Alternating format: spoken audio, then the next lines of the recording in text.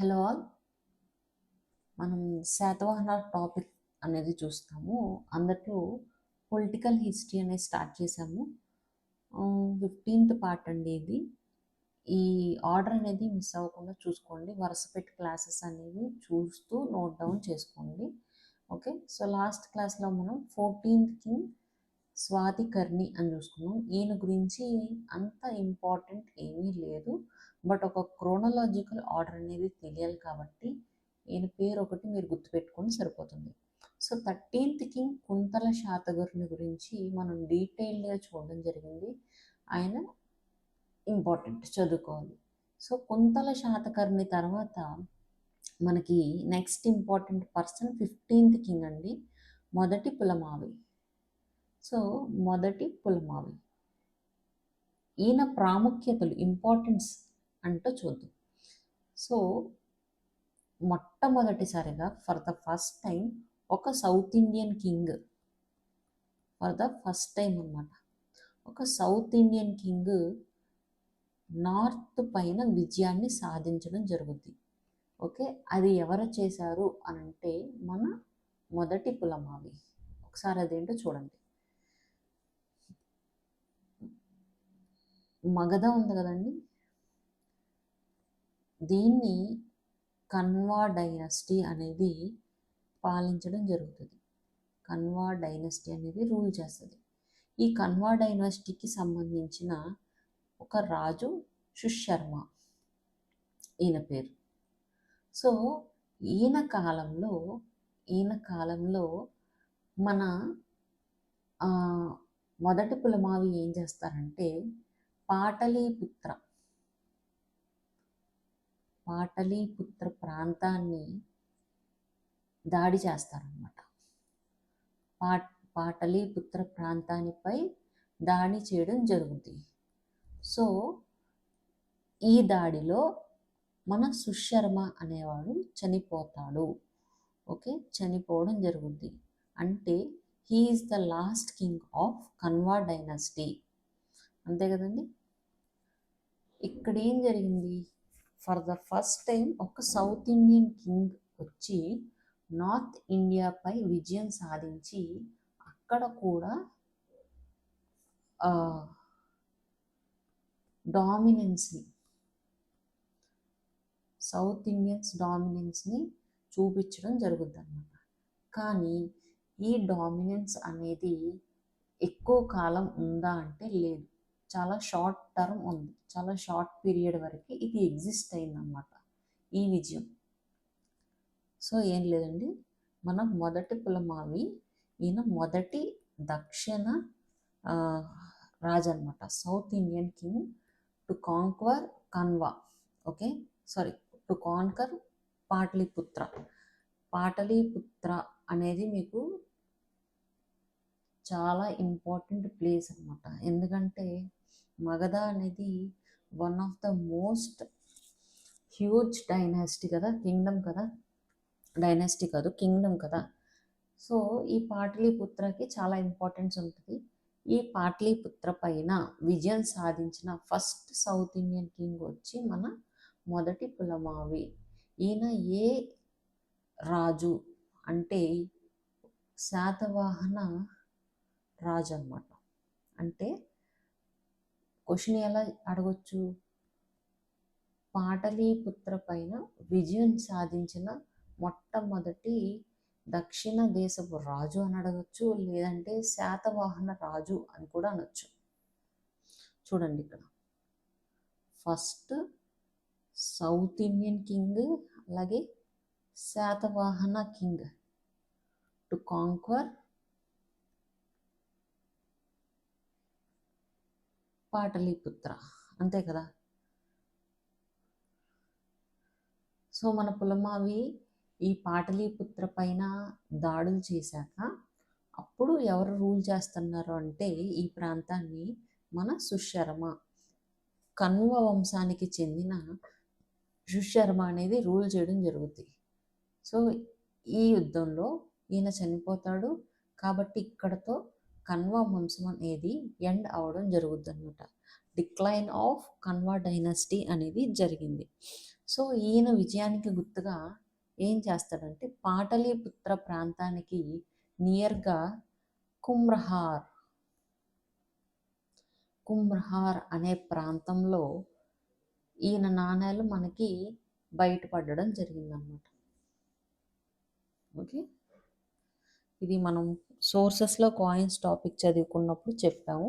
అలాగే అలహాబాద్కి నియర్గా ఉన్న అలహాబాద్కి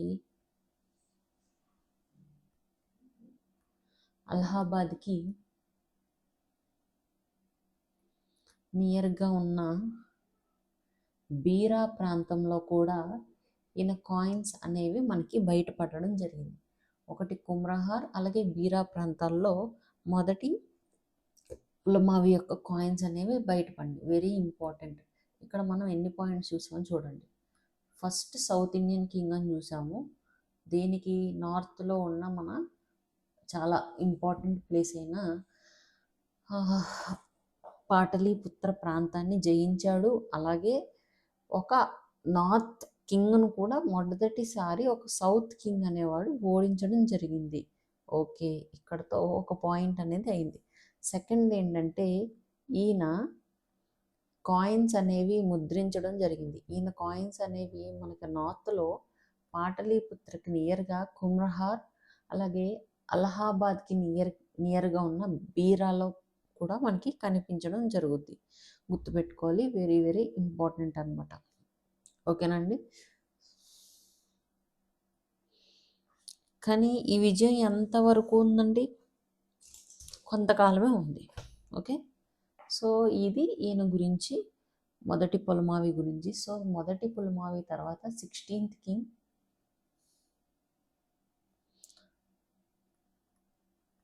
Gaurakrishna. So 16th king వచ్చి గౌరకృష్ణ లేదంటే రిక్తవర్మ. ఈయన గురించి కూడా మనకి అంత ఇంపార్టెంట్ ఏమీ కాదు, జస్ట్ నేమ్స్ గురించి మనం చెప్పుకుంటున్నాం. గౌరకృష్ణుడు,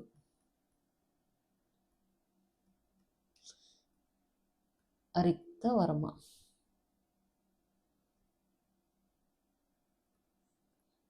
okay, so 17th king has importance. హాలుడు.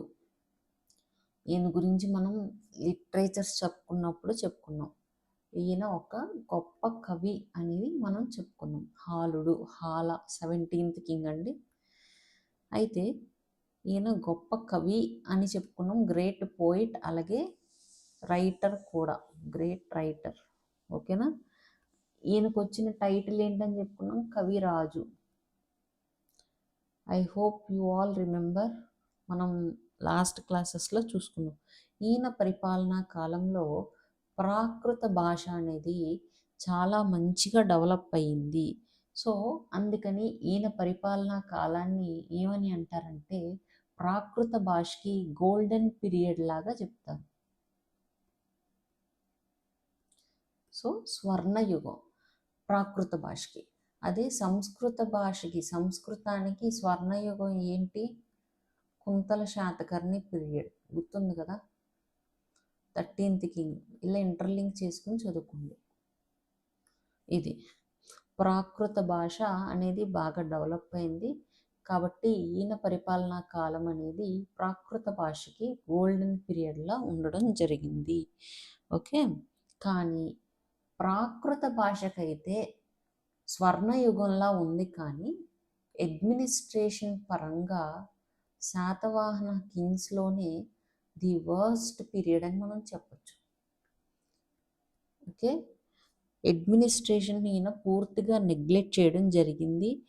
మొత్తం టోటల్ 30 కింగ్స్లో ఈయన పరిపాలనా కాలంలో అడ్మినిస్ట్రేషన్ అనేది చాలా వరస్ట్గా డౌన్ఫాల్ అయింది. అలాగే శాతవాహన రాజ్యం యొక్క కీర్తి ప్రత్యేకతలు ఉంటాయి కదా, ప్రైడ్ అండ్ ప్రెస్టేజ్ కూడా బాగా డౌన్ఫాల్ అవడం జరిగింది. కింగ్డమ్ కూడా ఎక్స్పాన్షన్ అనేది జరగలేదు. కింగ్డమ్ కూడా ఎక్స్పాన్షన్ జరగలేదు, కుచించుకుపోయిందని కూడా చెప్పొచ్చు ఇంకా. సో ఈయన పరిపాలనా కాలంలో అడ్మినిస్ట్రేషన్కి మంచి పేరు అనేది లేదు, బట్ ప్రాకృత భాషకి ఒక స్వర్ణయుగంలో ఈయన పరిపాలనా కాలం అనేది ఉంది. ఈయన రాసిన లిటరేచర్స్ ఏంటి అంటే మనం చెప్పుకున్నాము గాథా సప్తశతి. సో గాథా సప్తశతి, ఇంకోటి సప్తసి. సో ఇవి రెండు ప్రాకృత భాషలోనే మనకుంటాయి. ఓకే, అలాగే ఈయన శ్రీలంక, ప్రజెంట్ శ్రీలంకని అప్పుడు సిలోన్ దేశం, సిలోన్ అని పిలవడం జరిగింది. సో ఈ సిలోన్ శ్రీలంక, సిలోన్పై దాడి అనేది ఈయన చేశాడు. సో ఈ సిలోన్ దేశపు ప్రిన్సెస్ ఉంటుంది కదా, ఈవిడ పేరు లీలావతి. లీలావతి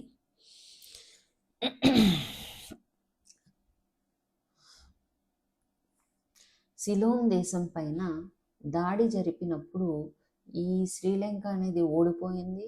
సో అప్పుడు ఆ సిలోన్ దేశపు యొక్క ప్రిన్సెస్ లీలావతి ఈవిడ్ని మన హాలుడు అనేవాడు మ్యారేజ్ చేసుకోవడం జరుగుతుంది. ఎక్కడ జరిగింది అంటే సప్త గోదావరి ప్రాంతం దగ్గరున్న మన ద్రాక్షారామం. ఓకే, ఈ ప్రాంతంలో జరిగింది. Very very important. సో సప్త గోదావరి సమీపంలో ఉన్న ద్రాక్షారామంలో వీరి యొక్క వివాహం అనేది జరిగింది. అది కూడా ఆ నదిలో బోట్లో జరిగింది. ఈ ఇన్ఫర్మేషన్ అనేది మనకి ఎక్కడ కనిపిస్తుంది అంటే ఈయన హాలుడి యొక్క ఆస్థాన కవి, కోర్టు పోయెట్. ఈయన పేరేంటంటే కుతూహల. ఈయన పేరు హాలుడు, ఈయన పేరు కుతూహల. ఓకే, ఈయన పేరులోనే ఉంది ఇంట్రెస్ట్ అని, కుతూహల. సో అందుకే ఈయన ఏం చేశాడంటే వీళ్ళిద్దరు లవ్ స్టోరీ రాశాడు. అలా గుర్తుపెట్టుకోండి. హాలుడి యొక్క లవ్ స్టోరీని రాసింది ఎవరు అనంటే కుతూహల. దేంట్లో రాశాడు అనంటే లీలావతి పరిణయం.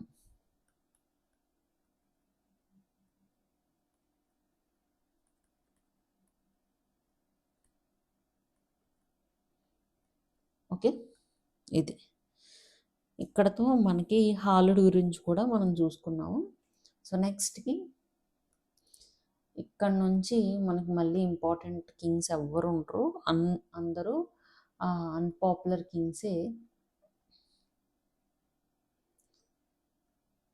మాండమిక.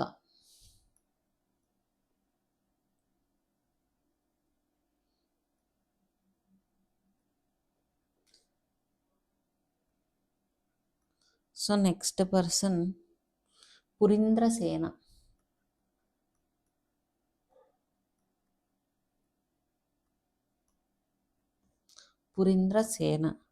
తర్వాత సుందర శాతకర్ణి.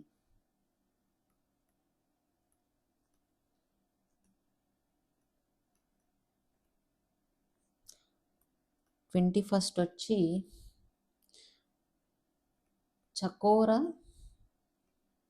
శాతకర్ణి. వీళ్ళెవ్వరు ఇంపార్టెంట్ కాదు. సో నెక్స్ట్ వచ్చి శివస్వాతి.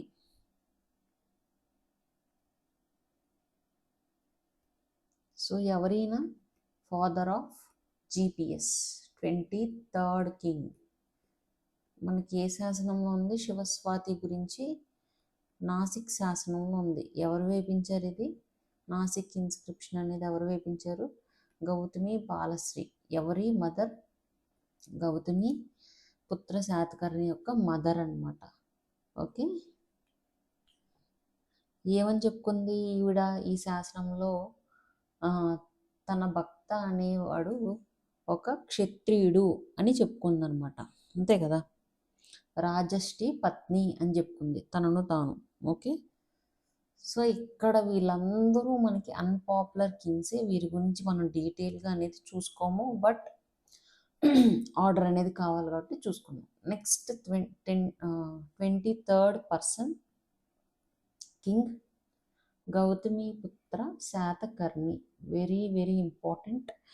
మనం చెప్పుకున్నాము గ్రేటెస్ట్ రూలర్ అని చెప్పి. ఈయన ఎంతకాలం రూల్ చేశాడు అనంటే 62 AD నుంచి 86 AD వరకు రూల్ చేయడం జరిగిందనమాట. ఓకే. గ్రేటెస్ట్ కింగ్ ఈయన. ఎందుకు గ్రేటెస్ట్ కింగ్ అయ్యాడు అనంటే ఈయన పరిపాలనా కాలంలో కింగ్డమ్ అనేది బౌండరీ టెరిటరీ అనేది ఎక్స్పాన్షన్ అనేది జరిగిందనమాట. ఓకే. అది. సో ఈయన ఏం చేశాడంటే ఎర్లీ స్టేజ్లో, అంటే ఎర్లీ స్టేజింగ్ కాదు, ఈయన పరిపాలనకు వచ్చినప్పుడు ఈయన ఎక్కడ నుంచి ప్రమాణ స్వీకారం చేశాడు అనంటే పైతాన్ లేదంటే ప్రతిష్టానపురం. సో ఈ ప్రాంతంలో ఈయన సింహాసనాన్ని తీసుకుని ఈయన రాజుగా కొనసాగాడనమాట. ఓకే. అలాగే ఈ పైతాన్లో ఈయన సింహాసనాన్ని తీసుకున్నప్పుడు మాతృ సంజలు అనేవి కూడా స్టార్ట్ చేశాడు. అంటే ఏంటంటే కింగ్ పేరు ముందు తల్లి పేరు పెట్టుకోవడం, మదర్ నేమ్ అనేది పెట్టుకోవడం. అందుకే గౌతమి పుత్ర శాతకర్ణి. యాక్చువల్గా ఈయన పేరేంటి? శాతకర్ణి. ఈ మాతృ సంజలు అనేవి స్టార్ట్ అయినాయి కాబట్టి ఈ గౌతమి పుత్ర అనేది ఈయన పేరు ముందు మనకి కనిపిస్తుంది. సో మీరు అది గుర్తుపెట్టుకోండి. ఓకే. పైతాన్ ఎక్కడుందండి? మహారాష్ట్ర. సో ఈయన కింగ్డమ్, ఈయన పరిపాలనా కాలంలో ఈయన క్యాపిటల్ ఏంటి అనంటే పైతాన్. GPS యొక్క రాజధాని పైతాన్ అనమాట. అలాగే ఈయన ఏం చేశాడంటే 78 ADలో శాలివాహన శకం కూడా స్టార్ట్ చేయడం జరిగింది. శాలివాహన శకం. ఓకే. నెక్స్ట్ ఇది 1, ఇది 2, ఇది 3. ఈయన గురించి మనం చూసుకున్నాం. ఇది 4 అనుకోండి, పైతాన్ క్యాపిటల్. ఓకే. అయితే ఈయన వేదిక మతాన్ని పాటించడం జరిగింది. వేదిక మతాన్ని, అందుకని ఈయనకి పేరే వచ్చింది ఆగమ నిలయ. టైటిల్ ఏంటండి? ఆగమ నిలయ అనే టైటిల్ వచ్చింది కదా. సో ఆగమ నిలయ అనే టైటిల్ ఈయనకి బిరుదు వచ్చింది కదా. ఎందుకు వచ్చింది అనంటే ఈయన పరిపాలనా కాలంలో వేదిక్ కల్చర్ అనేది చాలా బాగా డెవలప్ అయ్యింది. ఈయన వేదిక మతాన్ని లేదంటే బ్రాహ్మణ మతాన్ని బాగా పోషించడం జరిగింది అన్నమాట. ఈ వేదిక మతాన్ని ఈయన పోషించినప్పటికీ ఈయన ఏం చేశాడంటే బౌద్ధ మతాన్ని కూడా సపోర్ట్ చేశాడు. అది మనకి ఎలా తెలుస్తుంది అనంటే ఈయన 100 నివర్తనాల భూమి, 100 నివర్తనాల భూమిని, ల్యాండ్ అన్నమాట, భూమిని ఎవరికి డొనేట్ చేశాడు అనంటే డొనేటెడ్ టు బుద్ధిస్ట్ మాంగ్స్. బౌద్ధ మత సన్యాసులకి 100 నివర్తనల భూమిని డొనేట్ చేయడం జరిగింది. సో 100 నివర్తనలు అనంటే ఏంటంటే ఇక్కడ చూడండి, ఒక నివర్తనం ఈజ్ ఈక్వల్ టు, ఒక నివర్తనం అంటే ఎంతకు సమానం అంటే 1.5 ఎకర్ అన్నమాట. 1.5 ఎకర్కి సమానం. సో 100 నివర్తనాల భూమిని ఈయన దానం చేశాడు.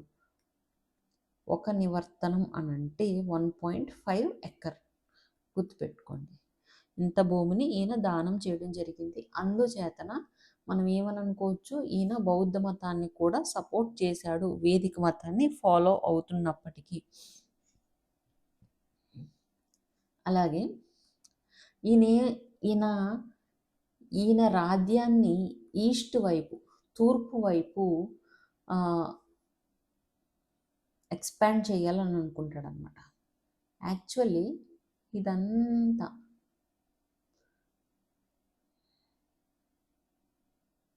తెలంగాణ, ఏపీ, కర్ణాటక, మహారాష్ట్ర ఈ ప్రాంతం ఏంటి, మన శాతవాహన రాజ్యం అనేది విస్తరించింది, ఇలా ఎక్స్పాండ్ అయ్యింది. శాతవాహన కింగ్డమ్ అనేది ఇలా ఎక్స్పాండ్ అయ్యింది అనమాట. ఓకే, అయితే ఈయన ఏ ప్రాంతంలోంచి రూల్ చేయడం జరుగుతుంది?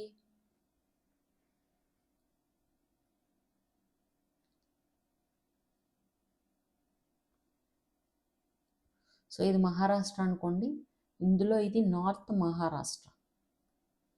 సో ఇదంతా మహారాష్ట్ర అని అనుకోండి, ఇది north Maharashtra, part of Maharashtra but north Maharashtra. ఎందుకు అలా డివైడ్ చేశానో నేను చెప్తాను. ఈ ప్రాంతం పైతాన్ అనుకోండి. ఓకే, సో శాతవాహన కింగ్డమ్ అనేది ఈ 4 రాష్ట్రాల్లో విస్తరించినప్పటికీ ఈయన రూలింగ్ ఎక్కడి నుంచి చేస్తున్నాడంటే పైతాన్ నుంచి చేస్తున్నాడు, అంటే మహారాష్ట్ర నుంచి చేస్తున్నాడు. తెలంగాణ, ఏపీ, కర్ణాటక ప్రాంతాలు ఏమైనాయి, శాతవాహన కింగ్డమ్లో పార్టే, బట్ రూలింగ్ అనేది మనకి పైతాన్ నుంచి జరుగుతుంది అన్నమాట. కాబట్టి ఈయన ఏమనుకున్నాడంటే రాజు ఎక్కడైతే ఉంటాడో అక్కడే ఏం జరుగుద్ది, బలం అనేది ఉంటుంది. మిగతా ప్రాంతాల్లో చిన్న చిన్న రాజ్యాలనే పుట్టుకొస్తాయి, లేదంటే అక్కడున్న లోకల్స్కి ఎక్కువ బలం అనేది చేకూరుద్ది అనమాట. కాబట్టి ఈయన ఏమనుకుంటాడంటే తిన బలాన్ని ఈస్ట్ వైపు, అంటే రాజ్యం ఈయన క్యాపిటల్ ఎక్కడుంది, పైతాన్ కదా, ఇక్కడ ఉంది కదా, కలర్ చేంజ్ చేస్తున్నాను చూడండి. సో ఇక్కడ నుంచి చేస్తున్నాడు కదా, ఈస్ట్ వైపు, ఇటు నుంచి ఈస్ట్ వైపు ఎక్స్టెండ్ చేయాలనుకుంటాడు అనమాట. అందుకని ఈయన ఏం చేశాడంటే మన ఆంధ్రప్రదేశ్లో ధాన్య కటకం,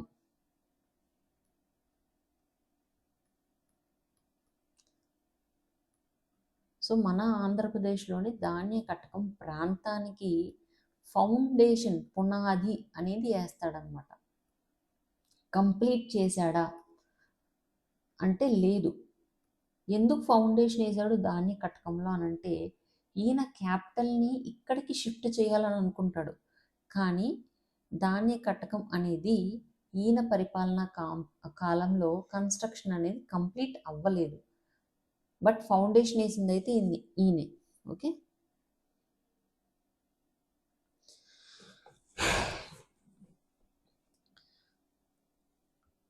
ఓకేనా.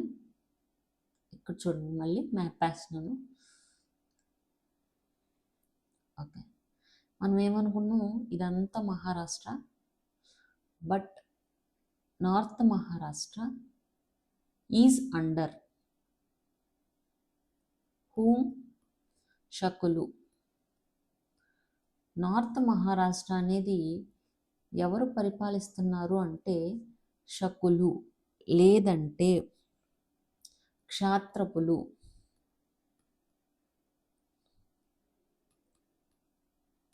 లేదంటే షహరాటులు. ఓకే, షహరాటులు. ఇక్కడ మనకి గుజరాత్ అనేది ఉంటుంది, ఈ ప్రాంతం గుజరాత్ కదా. సో ఈ ప్రాంతంలో ఎవరుంటారంటే మళ్ళీ సేమ్ శకులు అని అంటాము, లేదంటే షహరాటులు అని అంటాము, లేదా కార్దమ వంశస్థులు, కార్దమ వంశం వారు కూడా ఉంటారన్నమాట. సో వీరిని ఏమంటాం, శకులు లేదంటే షహరాటులు అని అంటాము. బట్ వంశం పేర్లు చూస్తే వీళ్ళు కార్దమ వంశం వస్తారు, వీళ్ళు షహరాట వంశస్థులు అవుతారు అన్నమాట. ఓకేనా? ఇక్కడ చూడండి, ఈ నార్త్ మహారాష్ట్రలో మనకి షహరాటులు అనేవారు ఉన్నారు కదా, దీనికి ఫౌండర్ ఎవరు అనంటే భూమక, లేదంటే భూమికుడు. సో దీని ఫౌండర్ ఎవరు అంటే భూమకుడు అనమాట. సో లాస్ట్ కింగ్ ఎవరు అనంటే నహాపన. ఈయన ఎక్కడ చూసాం మనం? కాయిన్స్లో చూడడం జరిగిందనమాట. ఈయన last king, but greatest king అని కూడా మనం చెప్పొచ్చు ఆ వంశానికి. ఓకే, నెక్స్ట్ పేజ్లోకి వెళ్తున్నాను. అయితే ఈ నహపనుడికి మన జీపీఎస్కి మధ్యన యుద్ధం అనేది జరుగుద్ది. అదే జోగేల్ తంబి యుద్ధం. జోగేల్ తంబి అనేది మహారాష్ట్రంలో ఉన్న ప్రాంతం అన్నమాట. ఈ జోగేల్ తంబి యుద్ధంలో మన నహాపన అనేవాడు చనిపోతాడు. సో ఈయన కాయిన్స్ పైన మళ్ళీ మన జీపీఎస్ ఏం చేస్తాడంటే తన ముద్రలతో మళ్ళీ రీప్రింట్ అనేది చేయడం జరుగుద్ది అనమాట. అలాగే ఈయన కాయిన్స్తో పాటు ఈయన టెరిటరీని కూడా మన జీపీఎస్ ఆక్యుపై చేయడం జరుగుద్ది. ఓకే, అంతే కదా. మరి నహాపన ఓడిపోయాడు, ఇంకా తన రాజ్యం అంతా సొంతం అవుద్ది. ఓకే, తర్వాత వీరి పైన నహాపన పైన గెలిచిన తర్వాత మన జీపీఎస్ ఇంకేమనుకుంటాడంటే ఫర్దర్గా గుజరాత్ను కూడా దాడి చేసి గుజరాత్ను కూడా కాంక్వర్ చేయాలని అనుకుంటాడు, ఆక్యుపై చేయాలని అనుకుంటాడు. కానీ గుజరాత్లో ఎవరున్నారనుకో కార్దమ వంశం వారు ఉన్నారు. దీంట్లో ఒక రుద్రదామ అనే కింగ్ ఉంటాడనమాట. రుద్రదామ గ్రేట్ కింగ్ ఈయన కూడా. సో ఈయన చేతిలో మన జీపీఎస్ అనేవాడు ఓడిపోవడం జరుగుద్ది. ఈయన విన్ అయ్యాడు, గెలిచాడనమాట. సో దీనికి ఎవిడెన్స్ ఏంటి అని అంటే రుద్రదామ ఈ విజయానికి గుర్తుగా జూనాగఢ్ శాసనం అనేది వేయడం జరుగుద్ది. జూనాగఢ్ ఇన్స్క్రిప్షన్, లేదు అంటే గిర్నార్ ఇన్స్క్రిప్షన్ అని కూడా అని అంటాం. గిర్నార్ ఇన్స్క్రిప్షన్ లేదంటే జూనాగఢ్ ఇన్స్క్రిప్షన్. ఓకే, దీన్ని ఎవరు జారీ చేశారంటే రుద్రదామ అనేవాడు ఇష్యూ చేయడం జరుగుతుంది. ఈ ఇన్స్క్రిప్షన్ ఇండియాలోనే మొట్టమొదటి సాంస్క్రిట్ ఇన్స్క్రిప్షన్ అన్నమాట.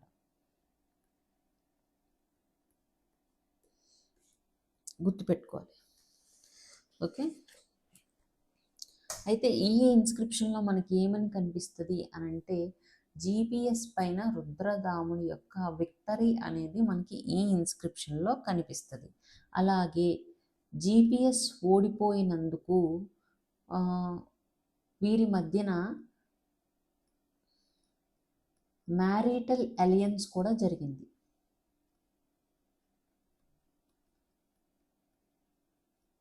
ఏ విధంగా జరిగిందంటే రుద్రదామకి ఒక డాటర్ ఉంటుంది, ఆమె పేరు రుద్రదమనిక. పేరులు సేమ్ కదా, గుర్తుపెట్టుకోవాలి. రుద్రదమనిక లేదంటే రుద్రభట్టారిక, రెండు ఈవిడే.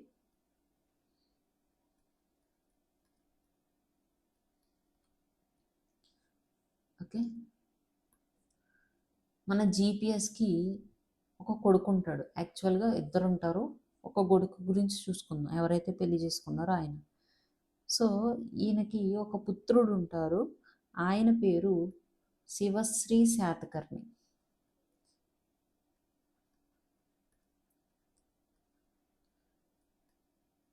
వాసిష్ఠీ పుత్ర శివశ్రీ శాతకర్ణి అని అంటాం. ఈయన 25th కింగ్ అండి. ఓకే, ఈయనకి ఈవిడికి మధ్యన మ్యారేజ్ అనేది జరుగుద్ది. మన శాతవాహన రాజు జీపీఎస్ ఓడిపోయాడు కాబట్టి మ్యారిటల్ అలయన్స్ అనేది జరుపుకోవడం జరుగుద్ది. ఇందులో రుద్ర భట్టారికని మన శివశ్రీ శాతకర్ణికి ఇచ్చి పెళ్లి చేయడం జరిగిందనమాట. అంటే మనకి ఇక్కడ ఏం తెలుస్తుందంటే కార్దమ వంశం వారికి అలాగే శాతవాహనులకి మధ్యన పెళ్లి సంబంధాలు అనేవి జరిగినాయి అని తెలుస్తుంది. సో అది గుర్తుపెట్టుకోండి. నెక్స్ట్ మన జీపీఎస్కి ఇద్దరు కొడుకులను మనం చెప్పుకున్నాము.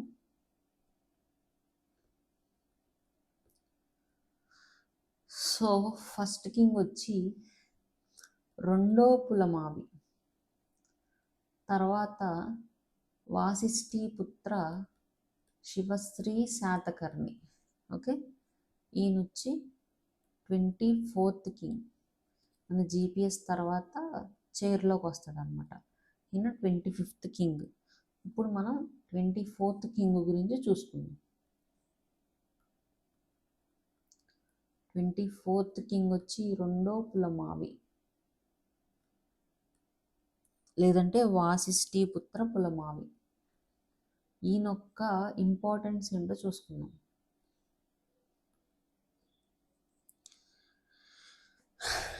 జీపీఎస్ యొక్క కుమారుడు సమ్నని చెప్పుకున్నాము, పాయింట్ నెంబర్ 1. అలాగే ఈయన ఫస్ట్ పర్సన్ అనమాట, వెరీ వెరీ ఇంపార్టెంట్. ఎందుకు ఫస్ట్ పర్సన్ అంటే జీపీఎస్ ఏం చేశాడు, ఆంధ్రదేశంలో ఉన్న ధాన్య కటకానికి ఫౌండేషన్ అనేది వేయడం జరిగింది మన జీపీఎస్. కానీ ఇక్కడ నుంచి రూలింగ్ స్టార్ట్ చేశాడా అంటే చేయలేదు. కానీ మన రెండో పులమావి ఏం చేస్తాడంటే ఈ ధాన్య కటకాన్ని కన్స్ట్రక్షన్ అనేది కంప్లీట్ చేసి అడ్మినిస్ట్రేషన్ పరిపాలన అనేది మన ధాన్య కటకం నుంచి స్టార్ట్ చేస్తాడనమాట. ఓకేనా. రెండో పులమావి మొట్టమొదటి శాతవాహన రాజు టు స్టార్ట్ అడ్మినిస్ట్రేషన్ ఫ్రమ్ ధాన్య కటకం. ఓకేనండి, ఇది గుర్తుపెట్టుకోవాలి, వెరీ వెరీ ఇంపార్టెంట్.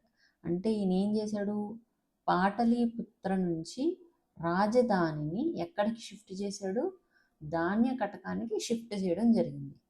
ఇంపార్టెంట్, గుర్తుపెట్టుకోండి ఫస్ట్ పాయింట్ ఈయన గురించి. ఓకేనా. తర్వాత ఈయన కాలంలో అమరావతి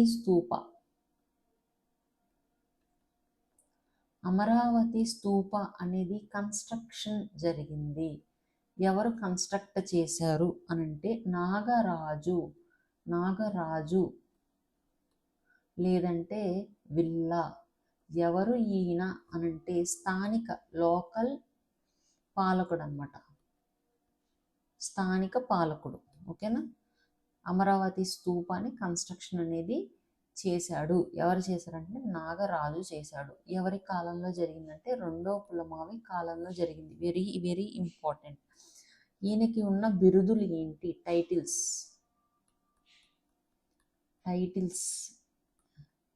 ఒకటి నవనగర స్వామి. ఈ నవనగర స్వామి అనేది ఎందుకు వచ్చిందో మనం చూసుకున్నాం.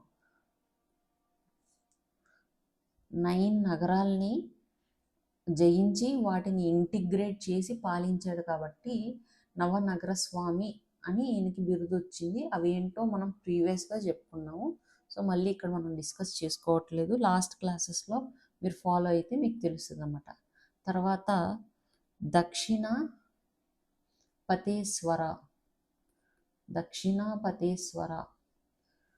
ఓకే, దక్షిణాపత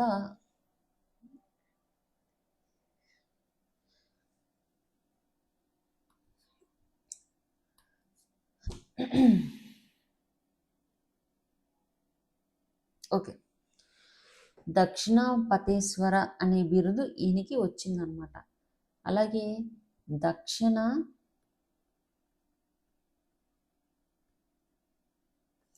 పతపతి, ఈ టైటిల్ ఎవరికి ఉంది, మొదటి శాతకర్ణి టైటిల్. ఇది గుర్తుపెట్టుకోవాలి, కన్ఫ్యూజ్ అవ్వద్దు. ఓకే, ఈయన మనకి 3rd కింగ్ అనమాట. దక్షిణాపతపతి మన శాతకర్ణికి, మొదటి శాతకర్ణికి. దక్షిణాపతేశ్వర ఎవరికి, రెండో పులమావికి వచ్చిన బిరుదులు అనమాట. So this is the thing. నేను ఇక్కడే మీకు డిఫరెన్సెస్ కూడా చెప్తున్నాను కాబట్టి మీరు అది పక్కనే నోట్ డౌన్ చేసుకోండి, ఈజీగా ఉంటుంది. సో నెక్స్ట్ చూడండి, ఈయన ఏం చేస్తాడంటే మహారాష్ట్రలోని కార్లీ అనే ప్రాంతంలో కొన్ని డొనేషన్స్ని, కొన్ని దానాలు అనేవి జరిపిస్తాడనమాట. ఎవరి కోసం అంటే బుద్ధిస్ట్ మాంగ్స్ కోసం, బౌద్ధ మత సన్యాసుల కోసం కార్లీ అనే ప్రాంతంలో దానాలు అనేవి జరిపించడం జరుగుద్ది ఈయన. ఓకేనా. అలాగే ఇందాకడ అమరావతి స్తూపాన్ని మన నాగరాజు అనేవాడు కట్టాడు అని చెప్పుకున్నాము.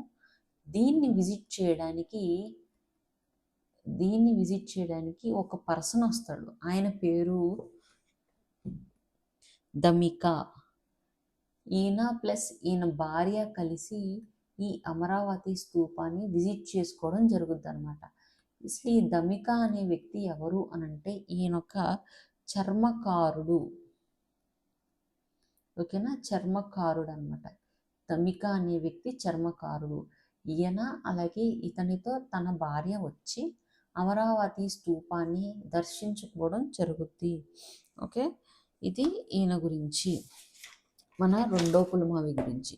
సో నెక్స్ట్ కింగ్ వచ్చి 25th పర్సన్ వాసిష్ఠి పుత్ర శివశ్రీ శాతకర్ణి. సో ఈయన ఎవరు, జిపిఎస్ యొక్క కొడుకు, అలాగే రెండో పులమావి యొక్క సోదరుడు అనమాట.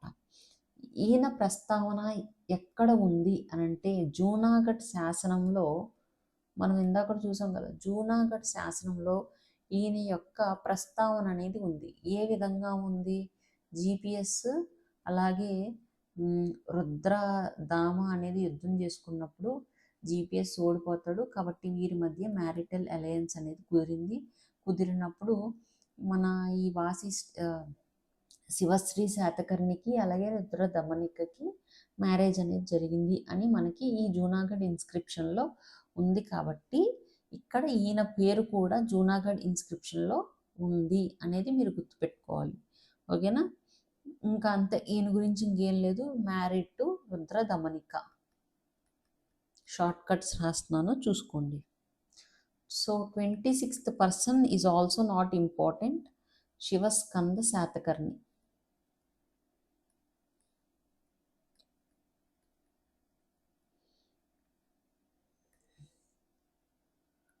సో నెక్స్ట్ పర్సన్ వచ్చి 27th, very very important, most prominent person of Satavahanas,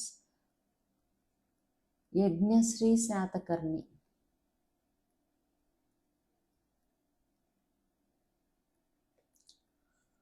27th person వచ్చి యజ్ఞశ్రీ శాతకర్ణి. ఈయన లాస్ట్ గ్రేటెస్ట్ కింగ్ అండి, last greatest king of Satavahanas అని చెప్పుకోవచ్చు. అలాగే ఈయన పరిపాలనా కాలంలో కూడా రోమ్ దేశంతో ట్రేడ్ అనేది, వర్తకం అనేది బాగా జరిగింది. ఓకేనా, రోమ్ దేశంతో ట్రేడ్ అనేది బాగా జరిగింది. ఈయన ఆస్థానంలో ఎవరు ఉండేవారంటే ఆచార్య నాగార్జునుడు ఉండేవాడు. గొప్ప వ్యక్తి ఆచార్య నాగార్జున అని ఈయన ఆస్థానంలో ఉండేవాడు. ఈయన బుద్ధిజం ఫాలో అయ్యేవాడు. ఓకేనా. ఈయన థర్డ్ బుద్ధిస్ట్ సమిట్ కూడా, కాశ్మీర్లో జరిగిన థర్డ్ బుద్ధిస్ట్ సమిట్కి వెళ్ళాడని మనం ప్రీవియస్గా చెప్పుకున్నట్టున్నాం, అది గుర్తుపెట్టుకోండి ఈయన గురించి. ఓకేనా. ఈయన యజ్ఞశ్రీ కాలంలోనే పురాణాలు అనేవి సంకలనం చేయడం జరిగింది.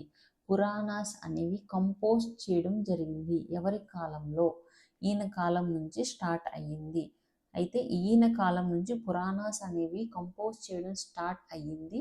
అందులో మత్స్య పురాణం, ప్రాచీన పురాణాలైన మత్స్య పురాణం, వాయు పురాణం ఈయన కాలంలో కంపోజ్ చేయబడ్డాయి. ఈయన ఇష్యూ చేసిన కాయిన్స్ ఏంటి అంటే 2 తెరచాపలతో కూడిన గోల్డ్ నాణాలు. ఓకే, గోల్డ్ కాయిన్స్ అనేవి ఈయన ఇష్యూ చేయడం జరిగింది. 2 తెరచాపలు ఉంటాయి. ఈయన ఇష్యూ చేసిన కాయిన్స్కి ఉండే ఫీచర్ ఏంటంటే 2 తెరచాపలు ఉంటాయి అన్నమాట. Okay, so next 28th person మనం ఈరోజు పొలిటికల్ హిస్టరీ అనేది కంప్లీట్ చేసుకున్నాము. So 28th person is Vijayashri Satakarni.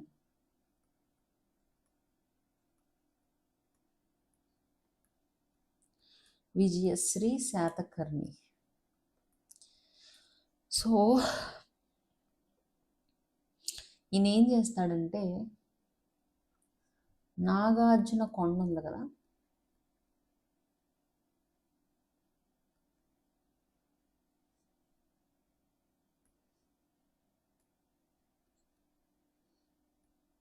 Nagarjuna కొండ లేదంటే దీన్ని విజయపురి అని కూడా ఉంటాం. దీనిపైన ఒక టౌన్ని నిర్మిస్తాడనమాట, నగరాన్ని నిర్మించడం జరుగుద్ది. ఆ టౌన్ పేరే విజయపురి. ఓకేనా, అందుకనే ఈ నాగార్జున పర్వతానికి, నాగార్జున కొండకి విజయపురి అని వచ్చింది. Nagarjuna Konda is also known as Shri పర్వతం.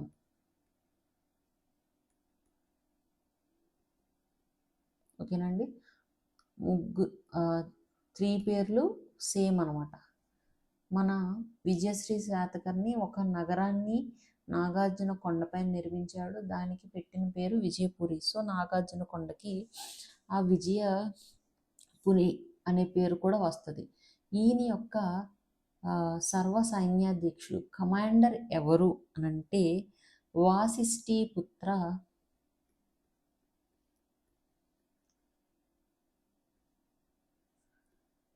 Shri Shantamala. Very very important, అడుగుతాడు. వాసిష్ఠీపుత్ర శ్రీ శాంతమాల. ఓకే, ఈయన కమాండర్ అన్నమాట, సేనాపతి. So next person is 29th king Chandrashri Satakarni లేదంటే చందసేత.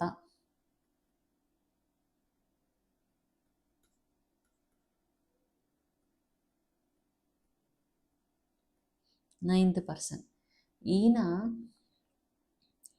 ఈయన కమాండర్ కూడా ఎవరంటే, ఎందుకు కమాండర్ గురించి ఇక్కడ చెప్పుకుంటున్నాం అంటే, కింగ్డమ్ అనేది లాస్ట్కి వచ్చేసింది 29th కింగ్ తర్వాత 30, అంటే శాతవాహన కింగ్డమ్ అనేది, డైనాసిటీ అనేది ఎండ్ అయిపోయింది.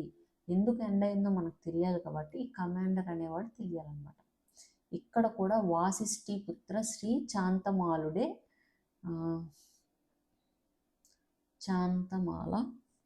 శాంతమాలుడే ఏం చేశాడు, కమాండర్గా ఉన్నాడు అనమాట. ఇద్దరికి 28th + 29th ఇద్దరికి కమాండర్ ఎవరు, మన వాసిష్ఠీపుత్ర శ్రీ శాంతమాల. ఇతని గురించి ఇన్ఫర్మేషన్ మనకి ఏ శాసనంలో తెలుస్తుంది అని అంటే, కొడవలి శాసనం. సో ఈ శాసనాన్ని జారీ చేసిన వారు కూడా ఈయనే, Chandrasri శాతకర్ణియే. So last person 30 king అండి, 30th king, 3rd Pulamavi. So 3rd Pulamavi ఈయన లాస్ట్ కింగ్ అనమాట. ఈయన గురించి మనకి ఏ శాసనంలో తెలుస్తుంది, ఇన్ఫర్మేషన్ ఏ శాసనంలో ఉంది అంటే, మేకధోని శాసనం. ఈ మేకధోని అనే ప్రాంతం ఎక్కడ ఉంది అంటే, కర్ణాటకలోని బళ్ళారి డిస్టిక్లో ఉంటుంది అనమాట. ఈ మేకధోని ఇన్స్క్రిప్షన్ని ఎవరు జారీ చేయడం జరిగింది అని అంటే, 3వ పులమావియే జారీ చేశాడు. ఓకేనా, అది గుర్తుపెట్టుకోండి. ఈయన కమాండర్ కూడా ఎవరు అని అంటే, సేమ్ వాసిష్ఠి పుత్ర శ్రీ శాంతమాల. మీరు ఇక్కడ గుర్తుపెట్టుకోండి, ముగ్గురికి ఒకడే కమాండర్ ఉన్నాడు. ఉండినప్పుడు ఇక్కడ ఏం జరిగిందంటే లాస్ట్ కింగ్స్ అనేవాళ్ళు వీక్ కింగ్స్ అని మనకు తెలుస్తుంది. వీక్ కింగ్స్ లాస్ట్ వచ్చిన వాళ్ళు వీక్ కింగ్స్ అని మనకు తెలుస్తుంది. వీక్ కింగ్ ఉన్నప్పుడు రాజ్యాన్ని ఎవరు నడిపిస్తారు? కమాండర్ అనేవాడు నడిపిస్తారు అనమాట. వీళ్ళకంతా దాన్ని ఏమంటారు, సామర్థ్యం అనేది స్కిల్డ్ పర్సన్ అయితే కాదు. సో పపెట్స్ టైప్ అనమాట వీళ్ళు. కింగ్స్ అనేవాళ్ళు పపెట్స్లా ఉండేవారు. యాక్చువల్ పరిపాలన చేసేది ఎవరు అంటే ఈ కమాండర్ చేసేవాడు అనమాట. అయితే మన వాసిష్ఠి కమాండర్ ఏం చేస్తాడంటే, వాసిష్ఠి శ్రీ శాంతమాలుడు ఏం చేస్తాడంటే లాస్ట్ కింగ్ 30th కింగ్ అయిన మూడో పులమావి యొక్క దాన్ని ఏమంటారు, డిసేబిలిటీని, అంటే ఫిజికల్గా డిసేబుల్ కాదు, అంత స్కిల్డ్ పర్సన్ కాదనమాట, దాన్ని గ్రహిస్తాడనమాట. అది గ్రహించి ఎవరు గ్రహిస్తాడు? ఈయన గ్రహిస్తాడు. మన వాసిష్ఠి పుత్ర శ్రీ శాంతమాలుడు మూడో పులమావి యొక్క డిసేబిలిటీ అంటే ఏం చెప్పాలి, అన్స్కిల్డ్ పర్సన్, అంత స్కిల్డ్ పర్సన్ కాదు. సో అది గ్రహించి ఏం చేస్తాడంటే ఈయనపై దాడులు అనేవి చేస్తాడనమాట. దాడులు చేసినప్పుడు మన మూడో పులమావి ఏం చేస్తాడంటే ఎస్కేప్ అయిపోతాడు, పారిపోతాడు. ఎక్కడికి పారిపోతాడంటే కన్నడ దేశానికి పారిపోవడం జరుగుతుంది. కన్నడ దేశానికి పారిపోతాడు. పారిపోయి అక్కడ స్వతంత్ర రాజ్యాన్ని, ఇండిపెండెంట్ కింగ్డమ్ని ఎస్టాబ్లిష్ చేయడం జరుగుతుంది అనమాట. ఓకేనా? ఎస్టాబ్లిష్ చేయడం జరుగుతుంది. ఓకే, ఎస్టాబ్లిష్ చేసి ఈ మేకధోని ప్రాంతం అన్నాం కదా, ఈ మేకధోని ప్రాంతంలో కొంతకాలం రూల్ చేసి తర్వాత చనిపోవడం జరుగుతుంది అనమాట. ఇక్కడితో మన శాతవాహన కింగ్డమ్ అనేది, డైనాసిటీ అనేది ఎండ్ అయిపోయింది. సో తర్వాత ఇంకా పాలించే రాజులు శాతవాహన రాజ్యం నుంచి ఎవరు లేరన్నమాట. ఓకే, అర్థమైందా?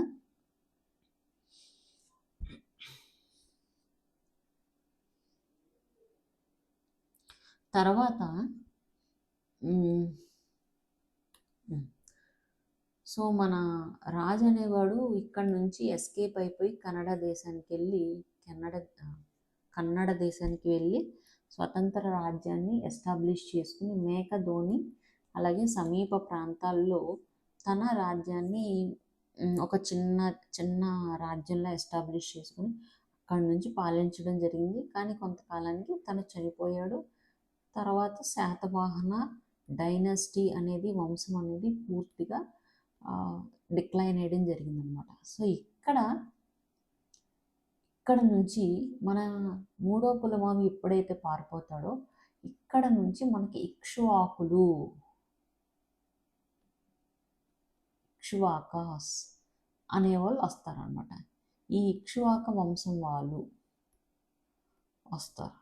వచ్చి నాగార్జునకొండ, మీకు ఇది ఇంపార్టెంట్ కాదు, నేను నెక్స్ట్ క్లాస్ కాదు, వీరి తర్వాత శాతవాహనుల తర్వాత ఇక్ష్వాకులు టాపిక్ స్టార్ట్ చేస్తాను కదా, ఇక్కడ వారి గురించి డీటెయిల్డ్గా చూస్తాను అనమాట. సో థర్డ్ పులమావి పారిపోయిన తర్వాత ఇక్ష్వాకు వంశం వారు నాగార్జునకొండని క్యాపిటల్గా, రాజధానిగా చేసుకుని 225 ADలో ఇక్ష్వాకు కింగ్డమ్ని, రాజ్యాన్ని స్థాపించడం జరుగుద్ది అనమాట. This is the thing. Okay, ఇది ఇక్కడతో మనం 30 కింగ్స్ అనేది చూసుకున్నాము. I hope everything is clear. ఇక్కడ దాకా 1 to 30 కింగ్స్ అనేది మనం చూసుకున్నాము. Some are not important, but we have to remember those names.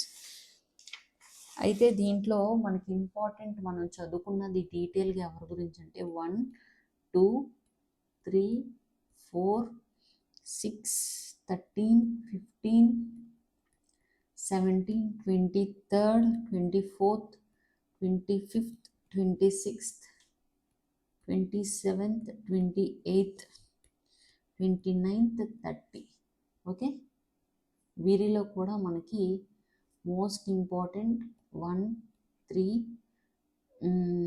6 13 15 17 23 24 27. So these people are very important అనమాట ఎగ్జామ్ ఓరియంటెడ్గా. బట్ మనం 30లో కూడా ఫిల్టర్ చేసి ఇంతమంది గురించి చదువుకున్నాం. ఎంతమంది చూద్దాం, 5 10 11 మెంబర్స్ గురించి చూసాం. 11 కింగ్స్ గురించి మనం డీటెయిల్డ్గా చూడడం జరిగింది. సో మీరు ఇప్పుడు నేను ఏదైతే చెప్తానో వీరి గురించి కంపల్సరీగా మీరు చెప్పిందంతా నోట్ మేకింగ్ అనేది చేసుకుని చదువుకోవాల్సిందే. There is no alternative for this అనమాట. Okay, so I hope everything is clear.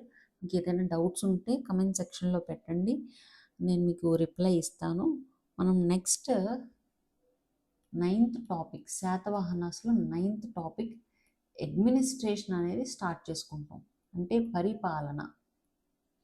వీరి పరిపాలన అనేది ఎలా జరిగింది, పరిపాలన ఎలా జరిగింది అంటే ఫీచర్స్ ఎలా ఉన్నాయి, లక్షణాలు ఏంటో చూస్తాము. వీరి పరిపాలన ఎవరిని ఇన్ఫ్లుయెన్స్ అయ్యి జరిగింది అంటే వీరి పరిపాలనలో వీరింతకుముందు అశోకుడికి సామంతులుగా ఉండేవారు కదా. అంటే శాతవాహనస్ అనేవాళ్ళు అశోకుడి వద్ద సామంతులుగా పనిచేశారు కాబట్టి వీరి యొక్క పరిపాలనపై అశోకుడి యొక్క పరిపాలన వీరి పరిపాలన మేబీ సిమిలర్గా ఉంటుందా లేదా కూడా మనం చూద్దాం. ఓకే, ఇది మనం చూస్తాము. So this is it. Thank you.